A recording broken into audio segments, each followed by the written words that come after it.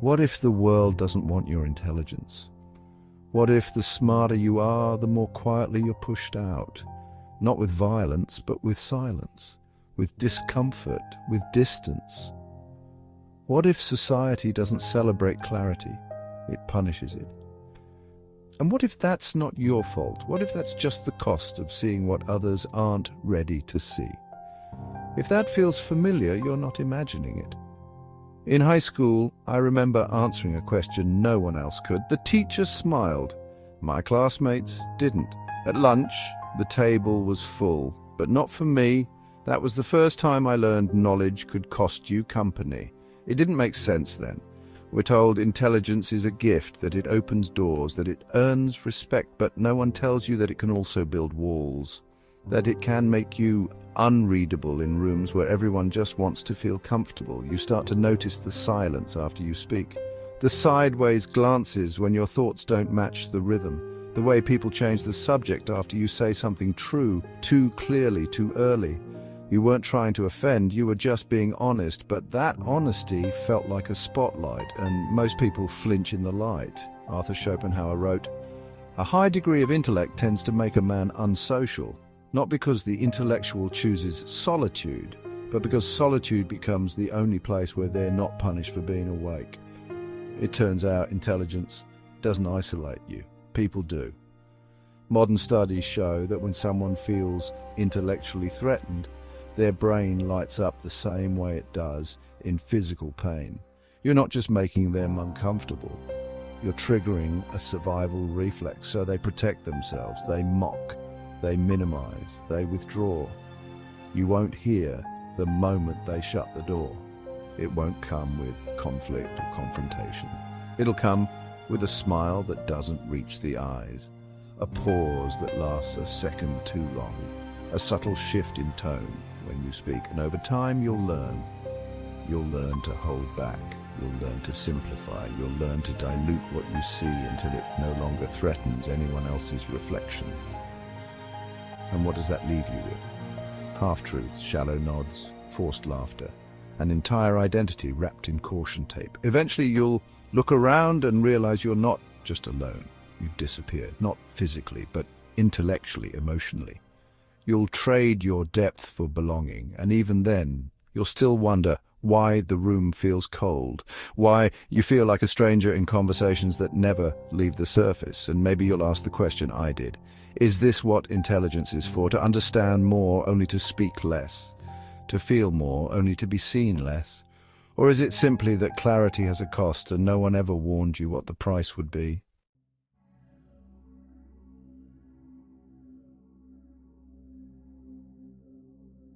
Arthur Schopenhauer didn't just describe the experience, he diagnosed it. He said intellect isn't just underappreciated in society, it's unwanted, treated like contraband, something smuggled into conversations, hidden behind metaphors and nervous smiles. He wrote, "So-called good society recognizes every kind of claim but that of intellect, which is a contraband article." And the moment I read that, something cracked open, because I'd felt it. That quiet discomfort when your words dig too deep. That moment someone laughs a little too loudly at something you said. Not because it was funny, but because they didn't know how else to respond. You start to realize there's an invisible ceiling to how deeply you're allowed to think out loud. And once you touch it, people don't push you down, they just step away. Society praises intelligence only when it's entertaining, convenient, or diluted enough to be non-threatening. The second it challenges assumptions or questions the rules or makes people feel like they missed something, it becomes a problem. Schopenhauer said, "Personal merit has to beg pardon, as it were, for being present, or else conceal itself altogether." And if you've ever been the smartest person in a meeting but felt the need to stay quiet, if you've ever watched shallowness get applauded while your deeper thoughts were met with silence, you've lived that truth. Eventually you start shrinking your sentences, you wrap your insights in soft words. You speak in code, not to protect yourself from violence, but from the weight of constant misinterpretation. You're not just translating your thoughts, you're translating your very being. And that translation takes energy, too much. So you start conserving it. You go quiet not because you have nothing to say, but because you've learned that saying it doesn't lead to understanding, it leads to friction. Schopenhauer believed the intelligent eventually withdraw, not out of contempt, but out of necessity. He saw that while ordinary minds thrive in the particulars, gossip, trends, distractions, the exceptional mind gravitates toward universals, and the more universal your thinking becomes, the less it fits into everyday conversation. You try to pull people into the deeper layers, they resist. You try again, they laugh. You simplify, they lose interest. And then it hits you. They don't want depth, they want resonance. And when you speak from your true depth, you stop resonating, so you dive alone, and society watches from the shore, praising your brilliance as long as you don't ask them to come with you. The irony is this: society needs those who see beyond the surface. It craves innovation, craves truth, craves insight, but only when it's safe, only when it doesn't disturb the equilibrium. And when you disturb it too early, you're not thanked. You're erased. You become the ghost in the room who spoke too clearly once and was never invited back. So you learn to dim your light, to smile more and say less, to watch ideas rot in your mind because the world around you doesn't know what to do with them. And somewhere inside that silence, a part of you starts to wonder if maybe the problem was you, but it wasn't. It never was. You weren't too much. You were too real. Too early, too honest, too unwilling to pretend. And the world punishes that honesty, not always with hatred, but with distance, and with the kind of emptiness that makes you question whether your mind is a gift at all.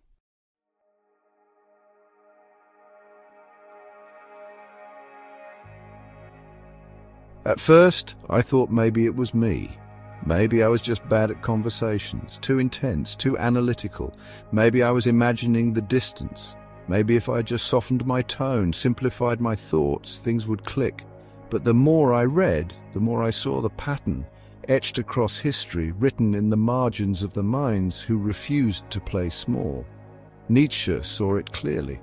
He warned that the herd doesn't fear the brilliant because they're dangerous. They fear them because they're different, and difference threatens the illusion of sameness that keeps the herd intact. He called it resentment, the quiet rage of the mediocre. Not hatred that screams, but contempt that simmers, that slow, sour resentment toward anyone who dares to soar above the average. He wrote, "The higher we soar, the smaller we appear to those who cannot fly." But what he didn't say, what I've come to learn, is that when people think you look small, they stop listening. And when they stop listening, they start rewriting who you are. You're not insightful, you're pretentious. You're not deep, you're difficult. You're not awake, you're weird. And it happens quietly. You don't get a warning. You just feel it. You speak and the air shifts. You share and the silence deepens. You ask questions and eyes drift away like you're speaking in a frequency no one remembers how to hear. Freud approached it from another angle. He said, when someone threatens our identity, we defend ourselves through projection. We attribute to others what we're afraid to face in ourselves. So, when your intelligence makes someone feel small, they won't say, I feel insecure. They'll say, you think you're better than me. It's not about what you said, it's about what your clarity revealed. Jung went deeper. He said true loneliness isn't being alone, it's being surrounded by people who can't see what you see. It's holding truths that matter deeply to you and realizing you can't speak them without disrupting someone's emotional architecture. He wrote, loneliness does not come from having no people around you, but from being unable to communicate the things that seem important to you. And when I read that line, I stopped, because that wasn't just a quote.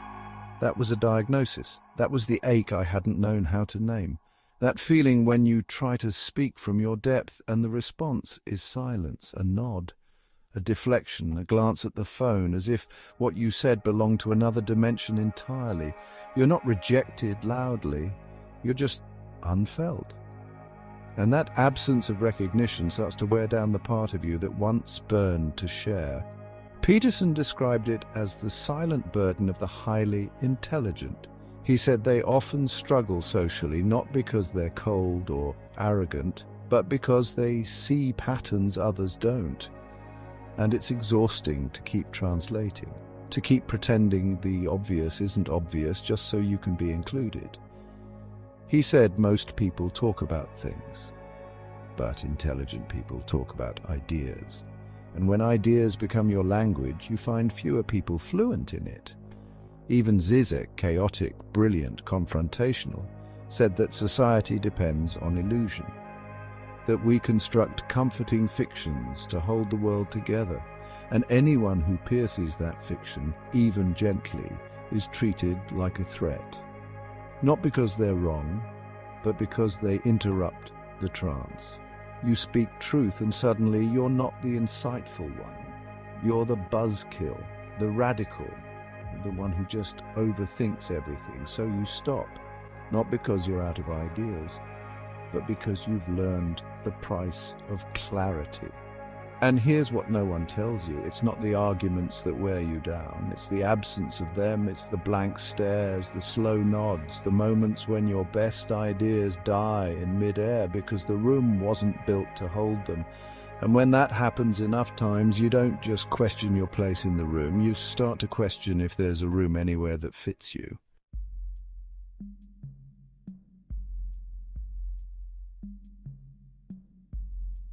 Chapter 4. Why we pull the bright ones down. There's a moment that repeats itself. You speak and the room quiets. You offer something honest, clear, hard to ignore, and instead of curiosity, you feel it. The shift, the discomfort, the turning. At first you think it's just timing. Maybe you interrupted. Maybe you misunderstood the mood. But the pattern doesn't break. You speak truth and the temperature drops, and over time you learn not to stay silent exactly, just to speak differently, less clearly, less fully, less truthfully, because you've seen what happens when you don't. Leon Festinger called it social comparison theory. It's simple, really. We don't evaluate ourselves in isolation. We do it in contrast. And when someone walks into the room with more clarity, more insight, more ability, you don't just admire them, you start measuring yourself against them. And if the gap is too big, it hurts.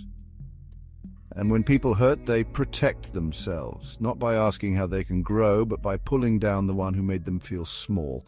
That's why intelligence often attracts criticism masked as humor, dismissiveness disguised as humility. Labels like arrogant, intense, too much. It's not about what you said, it's about what they felt when you said it. Tall poppy syndrome describes it perfectly. The tallest flower gets cut first. Not because it did anything wrong, but because it dared to rise too high. Cultures around the world echo the warning. In Japan, the nail that sticks out gets hammered down. In the Netherlands, don't put your head above ground level. In Latin America, chaqueter, pull someone down by the jacket before they get ahead. And in every language, the message is the same. Don't shine too brightly, don't think too freely, don't stand too tall, because the group will notice. And the group will respond. The Dunning-Kruger effect adds insult to injury. The less someone knows, the more confident they become, and the more someone understands, the more they question themselves. So the room isn't led by the wisest voice, it's dominated by the loudest. You, with your caution and precision, you hesitate. You weigh your words, you see the nuance. And then someone says something wrong, but confidently, and the crowd nods, not because it's true, but because it's comfortable, it's maddening. And then comes projection. The person who feels outclassed doesn't admit it. They accuse, you're full of yourself, you're trying too hard, you think you're better than everyone. But you never said that. You never even thought it. You were just trying to bring something real into the room. But that realness felt like a spotlight, and most people don't want to be seen in that kind of light. Alain de Botton called it status anxiety. In a culture obsessed with equality, the presence of someone exceptional isn't just unusual, it's threatening. If we're all supposed to be the same, then someone who rises too far too fast becomes a crack in the illusion. So the group moves in, not always with cruelty, often with subtlety. They interrupt you more. They stop inviting you to certain conversations. They say, you're too smart for your own good.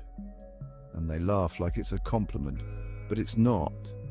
It's a boundary. It's a line drawn in the sand that says, we'll keep you around as long as you don't challenge us. And if you do, you'll be pulled back, reframed, ignored, or quietly pushed out. And this is how the world slowly suffocates its brightest minds, not with direct attack, but with relentless casual resistance. You offer your full self. They hand you a smaller box, and eventually you start climbing into it on your own because you've learned that the cost of being heard might be higher than the cost of staying silent.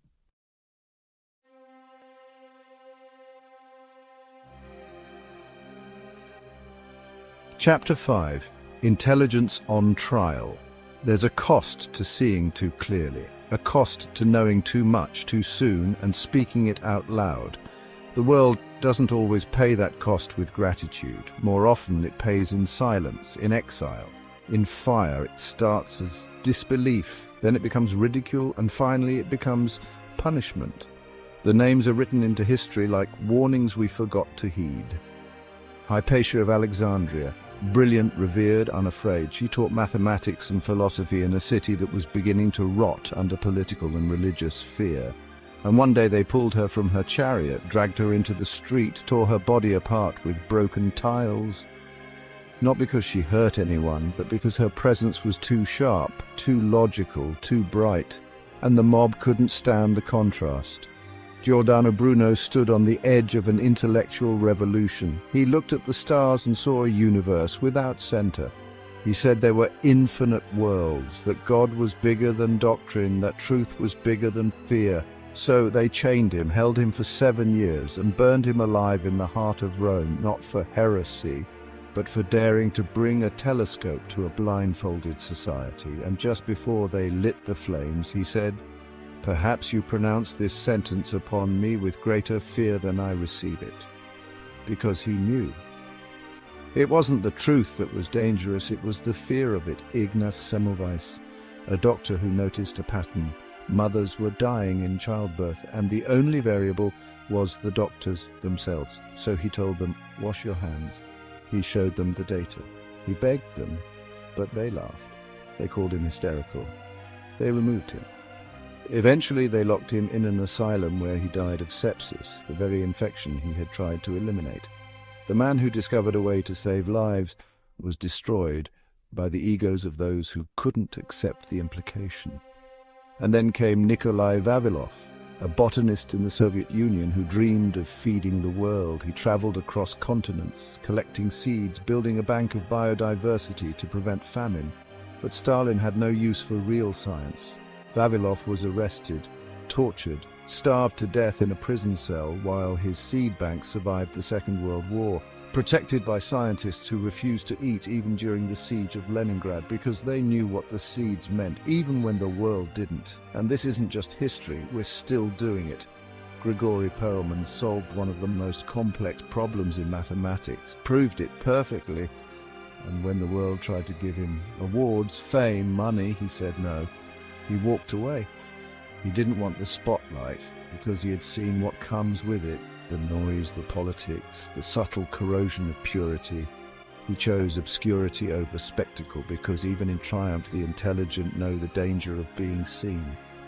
And then there's Edward Snowden, who saw too much, said too much, told the truth and was exiled for it. He didn't sell secrets, he exposed them, not to enemies but to us, to remind us that the world we live in is built on silent agreements. And the moment someone breaks that silence, we call them the traitor. It doesn't matter if you're a mathematician or a whistleblower, a doctor, a philosopher, a scientist, a student. If you speak a truth the world isn't ready for, you become the problem. Not the problem solver, not the visionary, just the noise no one wants to hear. And the irony is cruel, because every one of these people was right. History proved them right. The future caught up to them. But by then, the cost had already been paid. How many lives are we losing right now because someone brilliant is too afraid to speak? How many breakthroughs are sitting in silence, wrapped in hesitation, because their owners have learned what the world does to those who shine too soon? Not with fire anymore, but with apathy, with mockery, with exclusion so casual it doesn't even look like punishment. until you realize you haven't spoken freely in years. This isn't just a history lesson, it's a mirror. And if you've ever swallowed your truth just to survive a conversation, you already know how this trial begins. You're not in court, but you can feel the verdict being written in the air. Every time you dim your insight, every time you let ignorance speak over truth, every time you let silence win. And the question isn't whether the trial's happening, it is. The question is, when will we stop sentencing our best minds before we're ready to listen?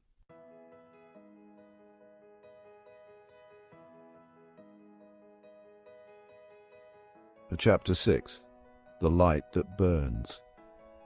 There's a moment in every story where the light becomes unbearable, not because it blinds, but because it reveals. And the world doesn't fear the darkness half as much as it fears the person who dares to light a match. Prometheus stole fire from the gods and gave it to mankind, a gift, not of warmth or survival, but of awareness. And for that gift he was chained to a rock, his liver torn out each day by an eagle. Not because he betrayed the gods, but because he elevated man, because he changed the balance. That myth wasn't about punishment, it was about warning. About what happens when you give people something they're not ready to carry. About how every gift of knowledge is also a burden for the one who dares to give it. In Genesis, Adam and Eve eat from the tree of knowledge, and the moment their eyes are opened, they're cast out of paradise, not because they became evil, but because they became aware, because they saw something that could no longer be unseen. Awareness comes at the price of belonging. And if you think that's just myth, look closer. Cassandra was given the gift of prophecy.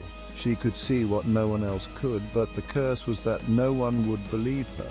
She warned Troy of its destruction, begged, pleaded, and watched the fires rise from the walls while everyone said, "Why didn't anyone tell us?" She did, she always had. But when you speak truth too soon, you're not heard. You're labeled, dismissed, silenced. And sometimes the silence is worse than the fire. Even Lucifer, the light-bearer, is cast out for challenging the throne. Not for malevolence, but for pride, for thought, for refusing to bow without question. And whether you believe the theology or not, the symbolism is clear. The brightest lights cast the longest shadows, and the higher you rise, the harder the world tries to drag you back down. But still, some lights survive. They flicker through time. Bruno's statue now stands in the very square where he was burned. Semmelweis is praised in every medical textbook. Vavilov's seeds grew into food that nourished generations. Perelman's theorem still stands. Snowden's revelations reshaped the way we think about privacy and power. The ones we ignored became the ones we eventually needed, and maybe that's the lesson. Maybe intelligence isn't here to be loved. Maybe it's here to be endured, to be carried, to be preserved through exile, misunderstanding, and solitude. Maybe the point was never to be accepted. Maybe the point was to see what others couldn't and say it anyway. Because every time someone speaks truth in a room that's not ready, a door opens. Not always for them, but for the next one. And the next, and eventually for all of us. If you've ever held back what you knew because the room couldn't hold it, you're not alone, you're not broken. You're just one match in a dark world that doesn't realize how much it needs the fire. And if you've ever felt the weight of your own clarity, if you've ever been told to think less, feel less, be less, just to make others more comfortable, don't put it down, don't dim. Because somewhere out there, someone is choking on silence, and they're waiting for a signal that they're not crazy for seeing what they see. Not arrogant, not broken, not wrong, just early, just awake. Leave your mark. If you've felt this, say something, not for me, but for the ones who haven't found the words yet, the ones watching in silence, wondering if they're the only ones who feel it. They're not. And if we say it together, if we carry the truth instead of hiding it, maybe the light won't feel like a burden anymore. Maybe it'll feel like what it was always meant to be. A torch, not to burn down the world, but to guide it home.